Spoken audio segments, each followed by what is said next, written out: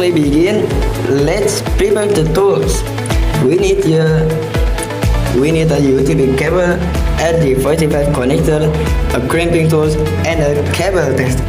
First, cut the end of the UTP cable to make it neat and even. And next, strip about 2 cm of the outer jacket carefully without damaging the inner wires.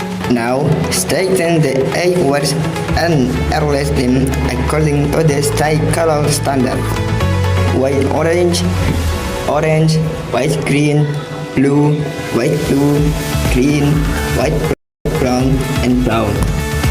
Trim the wires evenly so they are all the same length. Wires into the RJ45 connector carefully. Make sure every wire reaches the end of the connector. Place the connector into the crimping tool, then press the handle firmly until it clicks. Repeat the same process for the other end of the cable if needed. Finally, test the cable using a Lan cable tester.